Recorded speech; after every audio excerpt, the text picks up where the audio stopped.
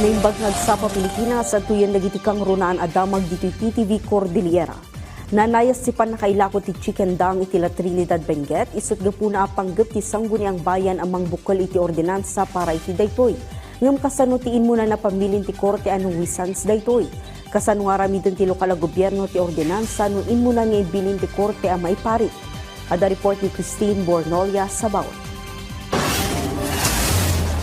Napatag ti Chiquendang kadagiti manalon iti probinsya ti Benguet ken kabangi ili at ipagilaklakwan kat ijay La Trinidad Benguet partikular iti barangay Silan. Sigon kadagiti manalon dakkel ti maitulong ti Chiquendang kadagiti mulada gaputa high valuable organic fertilizer daytoy tapno mas napintas ti panagtubo dagiti mula. Kas kini manong segundo asipod pay ubing kat panagtalon ti panggadan na. Kas may sa manalon, nabayag meten nga gararamat daytoy iti Chiquendang kas fertilizer iti mula na. Usat ti Chiquendang kat nakapoy ti apit.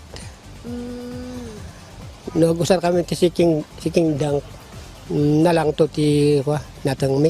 May salaang ni manong segundo kadagiti nasurok 5,000 a manalon iti Silan La Trinidad nga gararamat iti Chiquendang iti lugar. Sigon iti kapitan ti barangay. Amin gamin iti lugar ket manalon ti panggadanda akang runaan nakasapulan ket ti Chiquendang. Amin nga farmer agusar gamin ni Jay. Isu Jay. Isu nga no maawan ti farmer maawan mat data. Jay ti data gamin ti rugi iti farmer no agmulada. On isu ti importante nga ipakandata data ti sirelak iti mula. Sigon iti kapitan no idikat adu iti agrekreklamo gapu iti naangot manipod iti chicken manure, ita ket nairwamdan. Iti agdama, reprepasuan ti La Trinidad LGU ti proposed ordinance saknan iti Chiquendang. Iti proposed ordinance saan na maipari ti panagsarak ti Chiquendang ngem ma-regulate laeng daytoy. Gobyerno naman natin is we do not prohibit the yung Chiquendang business kasi kailangan talaga yan ng mga farmers natin. Yung role lang natin is to regulate. Pwede nating papasukin yung mga Chiquendang as long as they comply with the ordinance na hindi mabaho, yung mga safety standards na kailangan nilang gawin. Maipalagi pa kadagiti naglabas sa tawtawan ket nabara ti panakailako ti Chiquendang iti La Trinidad. Gaputa indeklara ti Korte a nuisance daytoy. Kayat naasawan saan na maitunos ti lokasyon ti staging areas iti tenga ti residential areas.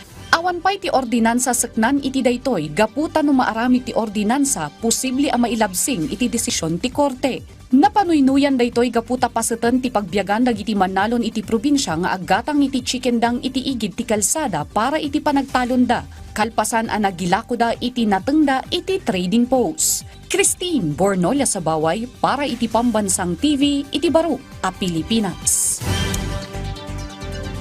Iti sabali adamag natakwatan ti Philippine Drug Enforcement Agency ti agrop 60 million pesos agatad ti marijuana plants iti kabambantayan ti Sugpon, Ilocos Sur.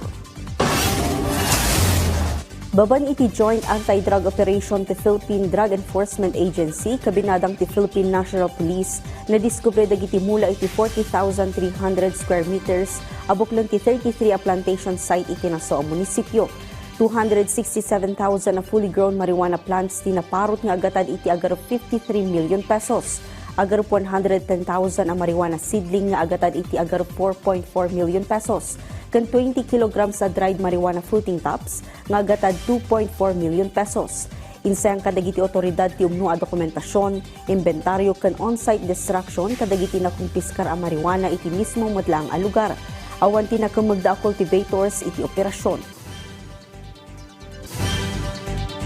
Dagiti kang runaan adamdamag diti PTV Cordillera, i-like, i-follow ka nag-subscribe iti social media platforms ti PTV Cordillera iti Facebook, TikTok, kan YouTube.